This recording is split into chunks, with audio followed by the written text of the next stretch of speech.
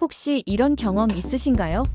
다이어트에 성공해서 체중을 빼고 나니 주변에서 정말 달라졌네라는 칭찬을 듣고 기분이 좋아집니다.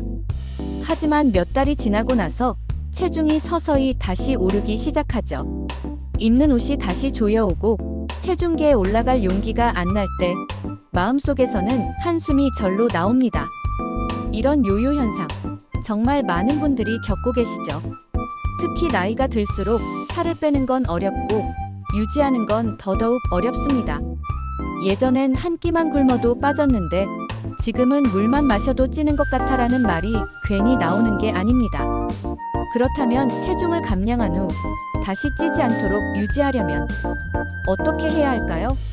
바로 이 지점에서 이번 연구가 주목을 받기 시작했습니다.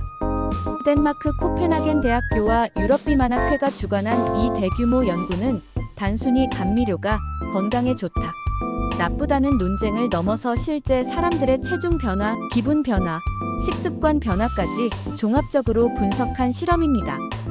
연구진은 총 350명의 성인과 40명의 어린이를 모집해 우선 2개월간 저칼로리 식단으로 체중을 5% 이상 감량하게 했습니다.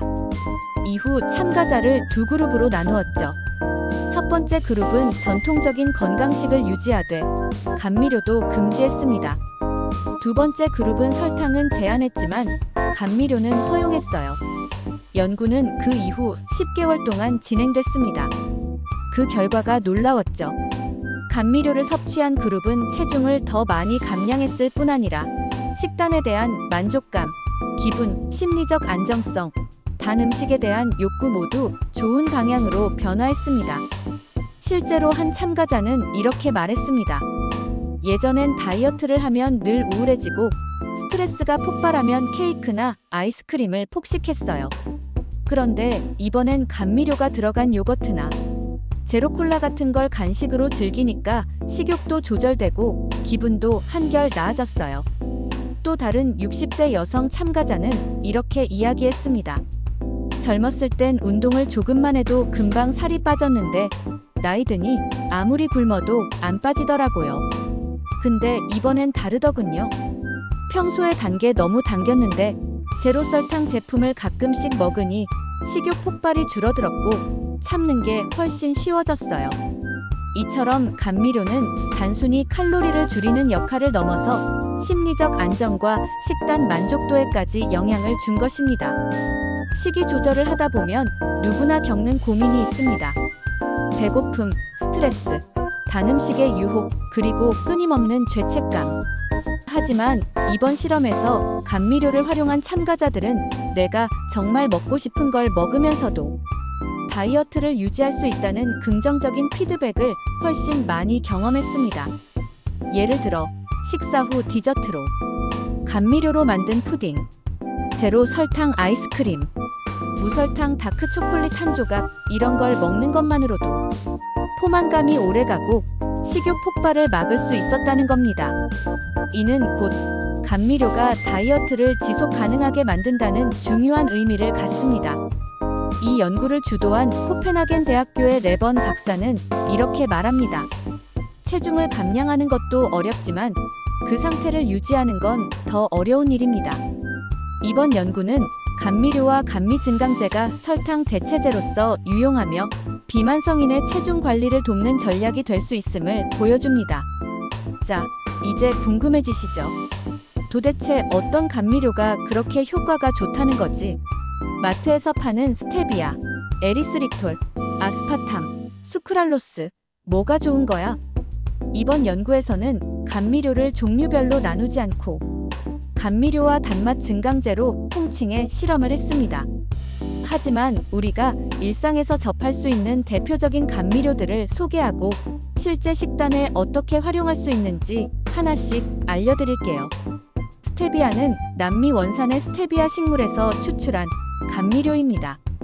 제로 칼로리에 당지수도 제로에 가까워 당뇨 환자들도 많이 사용합니다.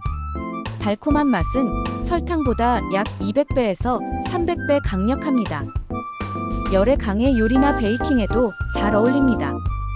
스테비아 한두 방울로 만든 홈메이드 레모네이드, 설탕 없이 만든 무설탕 단호박찜, 스테비아로 만든 저탄수 쿠키.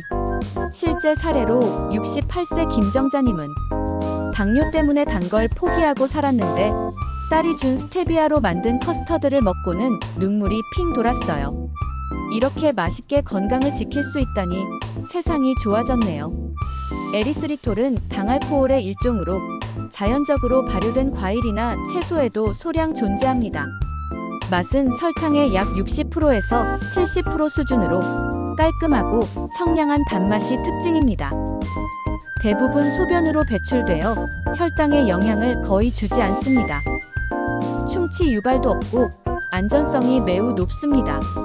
에리스리톨로 만든 제로 설탕 머핀, 다이어트용 단팥죽, 요거트나 오트밀에 한 스푼씩 넣어 아침 식사를 대체합니다. 실제 사례로 73세 박도현님은 아침마다 귀리죽을 끓이는데 에리스리톨 넣으니 설탕 넣은 것보다 훨씬 깔끔하고 좋아요. 식욕도 덜 당기고 혈당도 안정돼서 요즘 병원 갈 때마다 의사 선생님이 놀라요. 이 두 가지는 제로콜라와 같은 다이어트 음료에 자주 들어가는 성분입니다. 종종 논란이 되기도 하지만 허용 섭취량 이내로 사용할 경우 인체에 해가 없다는 것이 대부분 연구 결과입니다. 아스파탐은 단맛이 설탕의 200배, 수크랄로스는 600배입니다. 특히 음료나 디저트에 쓰기 좋습니다. 무설탕 요구르트에 섞은 감미료 한 방울, 제로콜라와 라임을 섞은 다이어트 칵테일, 인공 감미료로 만든 당지수 낮은 젤리. 그런데 페닐케톤요증이 있는 분은 아스파탐 섭취에 주의해야 합니다. 아침 식사로 귀리죽과 무가당 요거트, 그리고 에리스리톨 한 스푼, 삶은 달걀 1개, 견과류 1줌. 점심에는 현미밥, 채소볶음, 닭가슴살, 디저트로는 스테비아 레모네이드. 간식으로 제로설탕 단팥죽 또는 감미료 곤약 젤리, 블랙커피 또는 제로콜라 1컵. 저녁으로 두부김치, 쌈채소, 된장국, 후식으로는 감미료로 만든 저당 우유 푸딩. 이렇게만 해도 하루 섭취 칼로리를 약 1500칼로리 이하로 조절하면서 단맛의 만족감을 충분히 누릴 수 있습니다. 식단을 계속 유지하기 위해선 금지보다 허용이 더 중요합니다. 무조건 참는 다이어트는 오래가지 않기 때문이죠. 감미료를 활용해 다음과 같은 디저트를 주 2-3회 즐겨보세요. 스테비아 치즈케이크 한 조각, 무설탕 초코머핀, 에리스리톨 바나나 팬케이크, 감미료로 만든 단호박크림 디저트. 딱 한 입만 먹고 참자가 아니라 이건 먹어도 괜찮아라는 마음이 식습관을 지키게 합니다. 이쯤 되면 이런 생각이 드실 수도 있습니다. 그래도 감미료는 뭔가 찜찜해 몸에 나쁘다는 말도 있던데 WHO도 감미료는 피하라고 하지 않았어. 달콤하다고 무조건 좋은 건 아니지 않나? 맞습니다. 감미료에 대한 논란은 여전히 현재 진행형입니다. 그래서 이 마지막 파트에서는 감미료의 안전성에 대해 객관적인 시선으로 접근해보고 어떻게 활용해야 가장 안전하게 효과적으로 사용할 수 있는지 정리해드리겠습니다. 2023년 세계보건기구 WHO는 감미료는 장기적으로 봤을 때 체중 감량에 도움이 되지 않고 오히려 당뇨병과 심혈관 질환 위험을 높일 수 있다고 밝혔습니다. 이 발표는 전 세계적으로 큰 충격을 주었죠. 그동안 감미료를 믿고 먹어왔던 사람들에게는 실망감도 컸습니다. 그런데 이번 스위트 프로젝트 연구 결과는 그와 정반대였습니다. 감미료 섭취 그룹에서 심혈관 질환, 당뇨 위험이 증가하지 않았고 오히려 체중 관리와 식단 만족도 면에서 뛰어난 결과를 보였거든요. 왜 이렇게 결과가 엇갈렸을까요? 전문가들은 이렇게 설명합니다. WHO의 보고는 관찰 연구를 기반으로 했습니다. 즉, 오랜 기간 수많은 사람들의 생활 데이터를 모아 통계적으로 분석한 것이죠. 하지만 이 방식은 감미료를 자주 먹는 사람, 원래 건강에 관심이 적은 사람일 가능성도 배제하지 못합니다. 반면 이번 스위트 프로젝트는 무작위 임상시험입니다. 실험 조건을 통제하고 그룹을 나눠 비교 분석했기 때문에 보다 신뢰성이 높다고 평가받습니다. 건강 전문가들의 공통된 조언은 이렇습니다. 감미료는 모든 것을 대체하는 마법의 성분이 아니라 보조적인 도구다. 적당량을 전략적으로 활용하면 큰 도움이 된다. 과용하지 않고 정제된 초가공 식품 대신 건강한 식단과 병행할 때 효과가 더 크다. 예를 들어 감미료를 몇 끼마다 음식에 넣는 것보다는 하루 중 단맛이 강하게 당기는 순간에 제한적으로 사용하는 전략이 좋습니다. 오후 3시쯤 당 떨어지는 느낌이 들 때 제로 설탕 음료 한 캔. 저녁 식사 후 디저트로 감미료 푸딩 또는 무설탕 초콜릿 한 조각. 이렇게 습관적으로 남용하지 않고 필요한 타이밍에 선택적으로 쓰는 방식이 가장 효과적입니다. 너무 많이 먹으면 설사나 복통 유발, 특히 에리스리톨이나 말티톨 같은 당알코올은 장에서 흡수되지 않고 배출되기 때문에 한 번에 많은 양을 섭취하면 복통, 가스, 설사를 유발할 수 있습니다.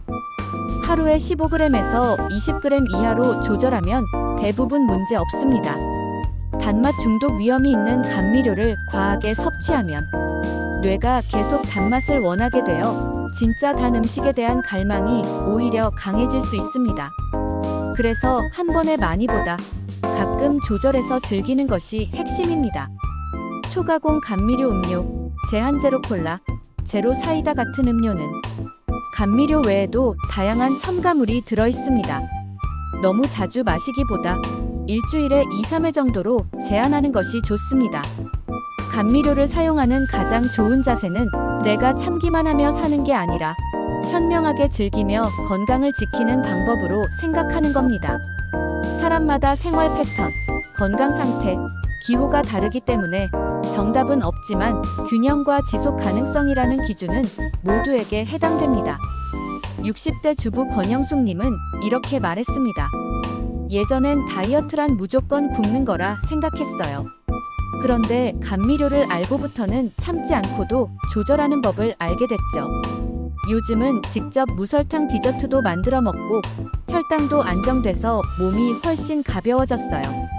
요약하자면 감미료는 적절히 활용하면 체중 유지에 도움을 주는 유용한 도구입니다. WHO의 입장과 다르게 실제 임상 연구에서는 긍정적인 결과들이 확인되고 있습니다.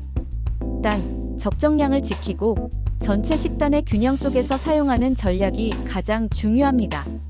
그리고 무엇보다 중요한 건 당신의 식생활이 억지로가 아니라 즐겁게 지속되는 것. 감미료는 그 길을 함께 걸어갈 수 있는 조력자가 되어줄 수 있습니다. 오늘 영상이 나도 다시 해볼 수 있겠구나라는 용기를 드렸다면 주변에 공유해주세요.